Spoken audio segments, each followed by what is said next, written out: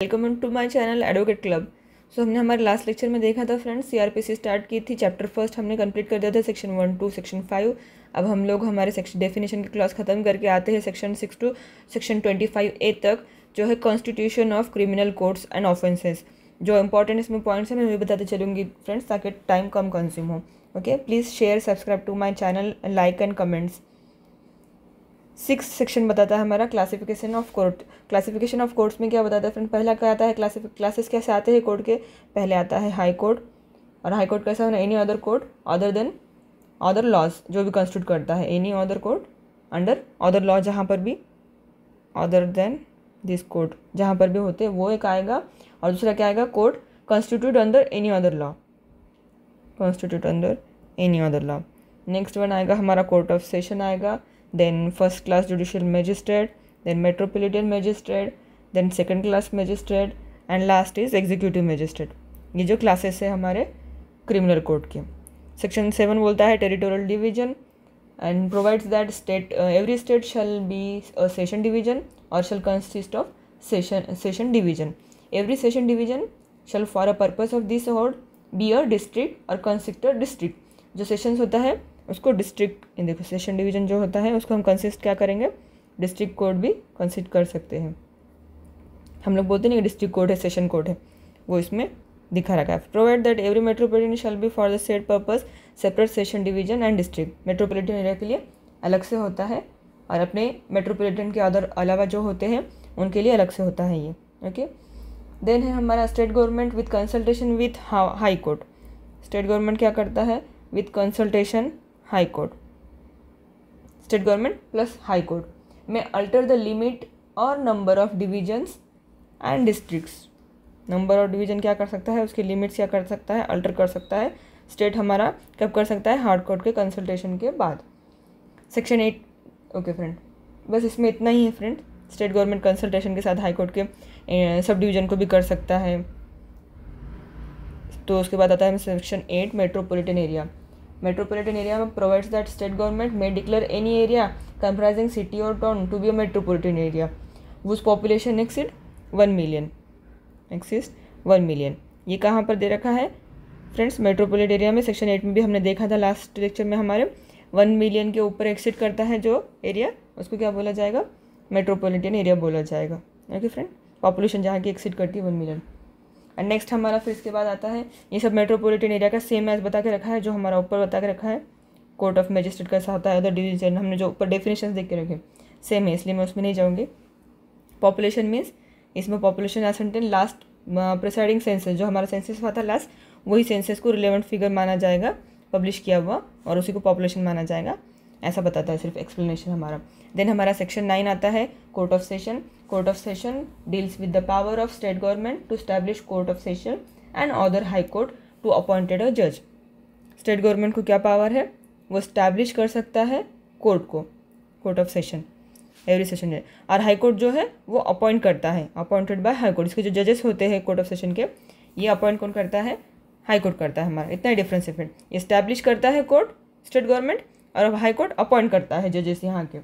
Session जजेस, additional session जजेस and assistant session जजेस are appointed by high court. ये सब भी जो जजेस होते हैं ना फ्रेंड, ये सब हाई कोर्ट के द्वारा जो है अपॉइंट किए जाते हैं। ओके, देन इसमें आता है placing of seating.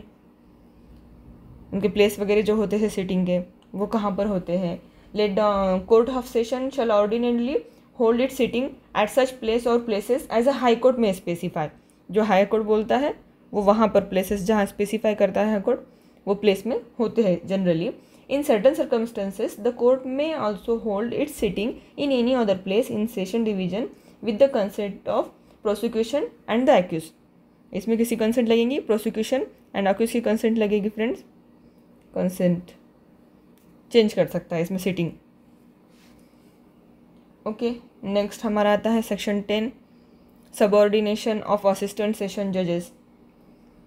Subordination of assistant session judges. Assistant session judges are subordinate to the session judges in whose court they exercise jurisdiction. It also provides that session judges may make rule as to the distribution of business among such assistant session judge.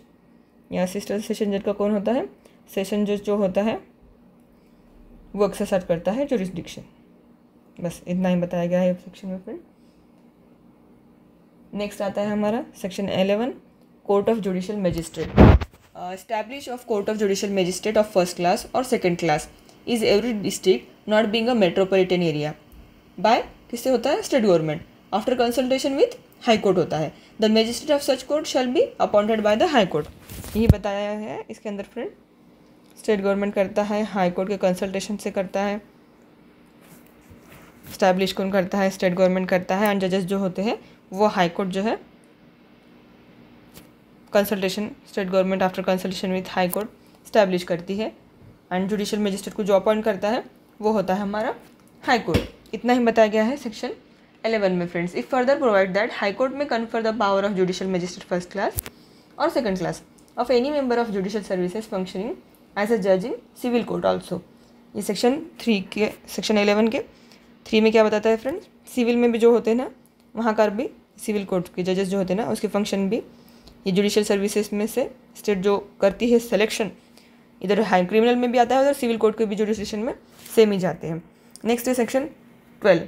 Section 12 क्या बोलता है, every district the high court shall appoint a judicial magistrate of first class to be the CGM, chief judicial magistrate. The high court में also appoint judicial magistrate to be additional chief judicial magistrate.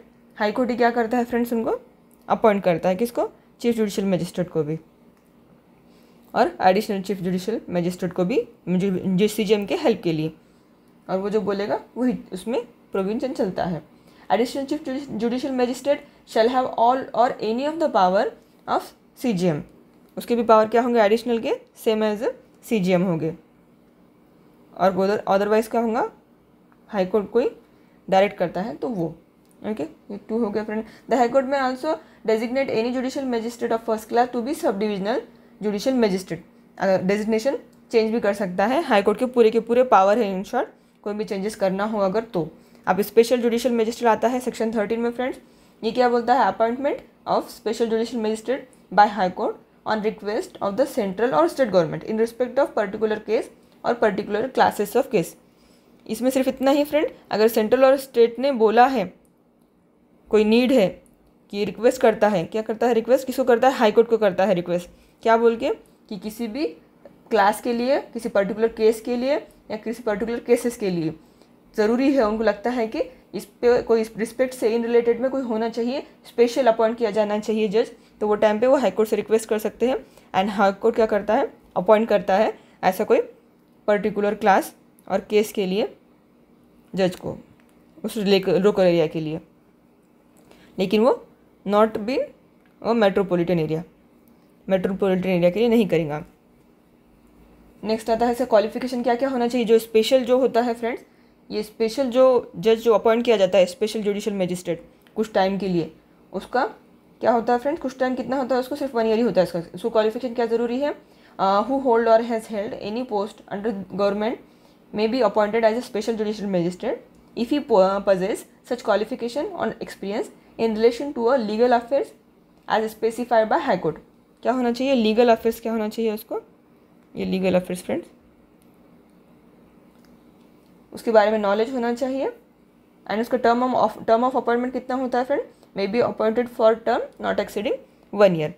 तो वो क्या होता है, सिर्फ 1 year के लिए, not exceeding 1 year, मतलब 1 ईयर के लिए उसको अपॉइंट किया जाता है। इसी तरह से कोई अगर स्पेशल जुडिशियल मैजिस्ट्रेट अपॉइंट किया जाता है वो 1 ईयर के लिए उसका टाइमिंग होता है फ्रेंड्स। नेक्स्ट सेक्शन है हमारा section 14, local jurisdiction of judicial magistrate. Control of high court and CGM may from time to time define local limits. Local limits कुछ फिक्स नहीं होती, टाइम टू टाइम डिफाइन किया जाता है बाय हाई कोर्ट के जरिए या फिर चीफ जुडिशियल मैजिस्ट्रेट के जरिए of area with in which magistrate appointed under section 11 and और सेक्शन 13 में एक्सरसाइज पावर। 11 से 13 तक जो बताया गया है लोकल लिमिट्स, वो कैसे हो सकती है, तो वो हाई कोर्ट या CGM में टाइम टू टाइम क्या करेगा, डिफाइन करेगा, ऐसा बताया गया है। चलिए फ्रेंड्स के आगे चलते हैं हम। उसके बाद आता है हमारा section 15। Okay, section 15 subordination of judicial magistrate provide that every CGM shall be subordinate to the session जज। सेशन जज को कौन होता है, CGM जो होता है चीफ जुडिशियल मैजिस्ट्रेट, वो सबऑर्डिनेट किसको होता है फ्रेंड्स, सेशन जज को सबऑर्डिनेट होता है वो। Every other judicial magistrate shall subject to the general control of session जज be subordinate to the CGM. अदर जो भी होते हैं, अदर जितने भी जुडिशियल मजिस्ट्रेट होते हैं वो पहले किसको, सबऑर्डिनेट को क्या होते हैं, सेशन जज को क्या होते हैं, ये अदर जुडिशियल मजिस्ट्रेट जो होते हैं पहले सीजीएम के हो गए सबऑर्डिनेट, एंड बेसिकली ये तो मेन है सेशन जज, तो उसको भी सबऑर्डिनेशन हो गया। इतना ही बताता है फ्रेंड्स सेक्शन 15 हमारा। चलिए section 16 court of metropolitan magistrate. ये हमारा 16, 17, 18 और 19 जो 19 है, ये जो 4 सेक्शंस है friend same metropolitan area magistrate का जो हमने देखा है सेक्शन 11, 12, 13 और 14 में सेम टू सेम डिफाइन होता है मेट्रोपॉलिटन एरिया के लिए जो अदर मेट्रोपॉलिटन एरिया के लिए होते हैं। तो ये जो 19 तक के सब देखिए, सब ऑर्डिनेट मेट्रोपॉलिटन मजिस्ट्रेट, उधर मेट्रोपॉलिटन मजिस्ट्रेट देखा था हमने फ्रेंड, तो सेम है इसलिए हम उसको रिपीट नहीं करते हैं, हम सीधा चलते हैं हमारे सेक्शन 20 पे।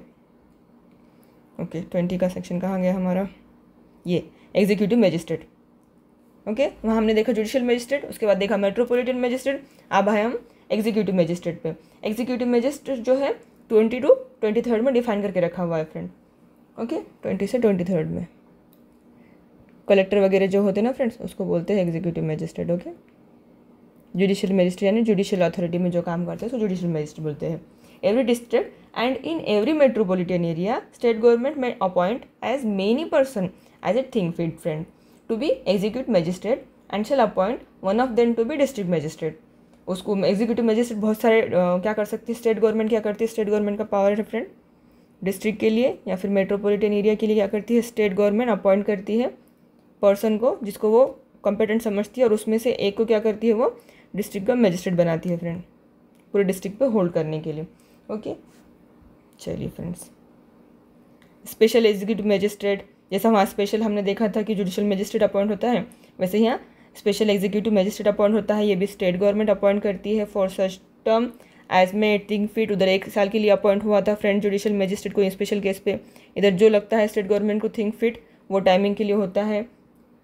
To be known as a special executive manager particular area for the particular function के लिए किया जाता है उसको appoint and confers special executive magistrate of the power as are comfortable and under this code और executive magistrate as it may deem fit, जो उसको लगता है कि काम उसको देना ज़रूरी है वो काम उस पर दिया जाता है। ये कुछ केस लॉ है फ्रेंड जो इस सेक्शन से रिलेटेड है, वो मैंने डाला है। Special executive magistrate is entitle to exercise any of power of the executive magistrate.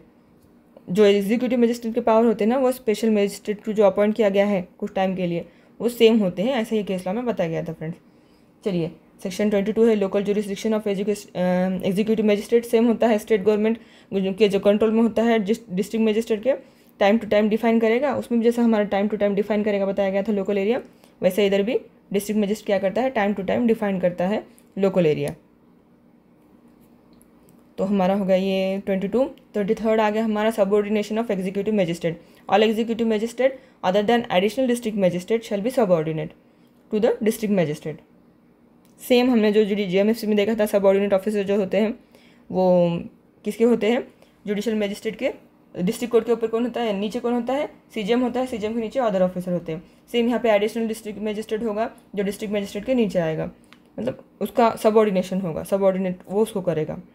हमारा 24 आता है पब्लिक प्रोसिक्यूटर। पब्लिक प्रोसिक्यूटर में क्या होता है फ्रेंड्स, पब्लिक प्रोसिक्यूटर की डिफिनेशन देखिए 24 में हमारे 24 में बोलता है कि कोर्ट कौन सा होना चाहिए, या हाई कोर्ट होना चाहिए। उसकी क्वालिफिकेशन क्या होनी चाहिए फ्रेंड्स, क्वालिफिकेशन उसकी होनी चाहिए 7 years 1 और मंथ।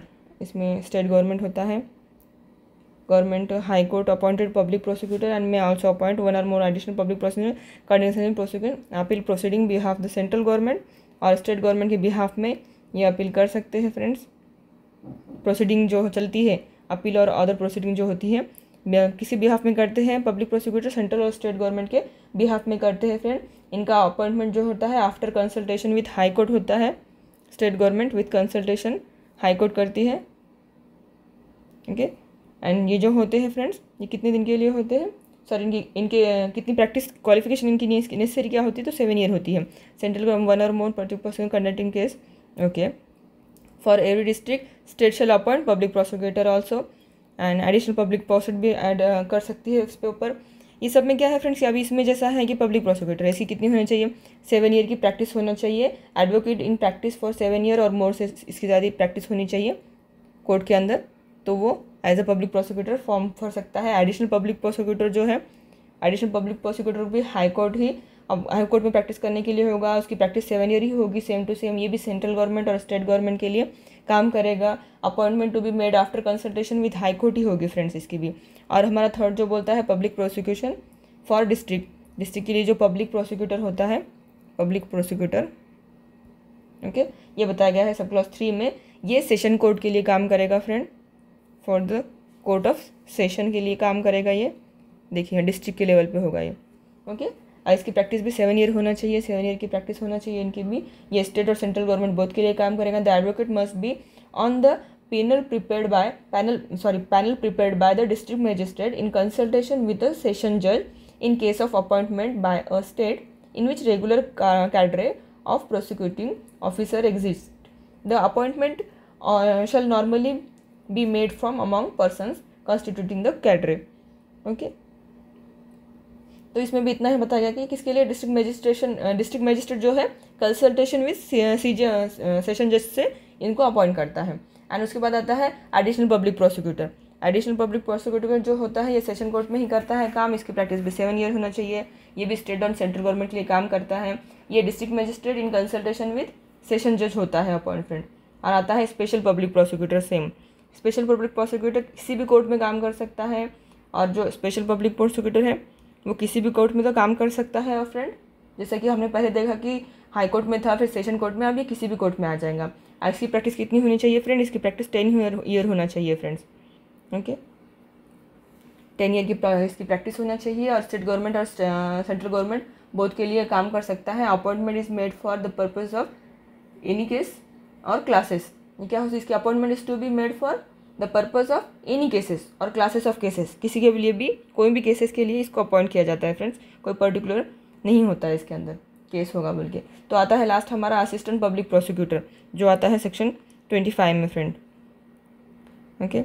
ये सब हमारे सेंट्रल गवर्नमेंट के, अभी मैंने जो बताया सब क्लॉज में दे रखा है, मैंने शॉर्ट में आपको बता दिया फ्रेंड्स। अब आता है हमारा सेक्शन 25 जो है असिस्टेंट पब्लिक प्रोसिक्यूटर के बारे में बात करता है। ये कोर्ट ऑफ मजिस्ट्रेट में जो है काम करता है फ्रेंड। कोर्ट ऑफ मजिस्ट्रेट में क्या करता है, प्रोसिक्यूट करता है कोर्ट ऑफ मजिस्ट्रेट में any person other than a public officer. Public officer के अलावा जो भी होगा फ्रेंड, वो जो होगा अपॉइंट करने के लिए असिस्टेंट पब्लिक प्रोसिक्यूटर काम कर सकता है, वो पुलिस ऑफिसर नहीं होना चाहिए, ओके। स्टेट गवर्नमेंट और सेंट्रल गवर्नमेंट बोथ के लिए काम करते हैं।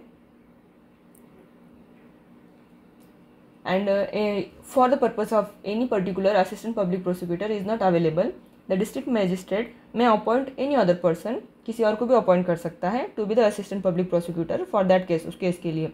सच other person may be police officer if he is not taken part in the investigation of that offence and he is not below the rank of inspector. वो inspector के नीचे नहीं होना चाहिए और वो इन्वेस्टिगेशन में पार्टिसिपेट करता हुआ नहीं होगा, तब वो पुलिस ऑफिसर इस केस के लिए असिस्टेंट पब्लिक प्रोसिक्यूटर बोल के अपॉइंट किया जा सकता है, ऐसा बताता है सेक्शन, ओके फ्रेंड। ये देखिए, he is taken any part in investigation into the offence which is accused being prosecuted below the rank of inspector, not appointed. Appoint नहीं होगा पुलिस ऑफिसर, कब नहीं होगा, ये दो चीज़ें नहीं करता है तो वो अपॉइंट हो सकता है। बस हमारा सेक्शन 25 भी खत्म हो गया फ्रेंड। अब हम देखते हैं हमारा section 25A directorate of prosecution. ये अमेंडमेंट से आया था फ्रेंड, ये अमेंडमेंट आई थी इंसर्टेड बाय 25 ऑफ 2005, 2005 की जो अमेंडमेंट थी वो अमेंडमेंट से इसको ऐड किया गया था फ्रेंड। यह क्या इस्टेब्लिश करता है, directorate of prosecution by state government, establish of directorate of prosecution by state government. और ये director of prosecution and as a many as deputy director of prosecution as the state government में appoint, कितने भी कर सकती है, इसमें कोई मतलब लिमिटेशन नहीं है, कितने भी कर सकती है स्टेट गवर्नमेंट, जितनी चाहे उतनी। इसकी क्वालिफिकेशन क्या होनी चाहिए friend, advocate in practice for not less than 10 year shell be appointed by the state government with concern of chief justice of high court. Chief justice जो हाई कोर्ट के होते हैं उनके कंसर्न से अपॉइंट किया जा सकता है, और इनकी जो 10 ईयर की प्रैक्टिस होना इनकी नेसेसरी है friend, not less than 10 year इनके अपॉइंटमेंट के लिए। Okay friends, director of prosecution shall function under the administrative control of the head of home department of the state. Head of director of prosecution shall be director prosecution who shall function under the administrative control of head of the home department of in the state. Okay friend, ये कहाँ पर काम करते हैं? Head of the home department in the state. चलिए, every public prosecutor appointed under section 24A 24(1) और 8 shall be subordinate to the director of prosecution.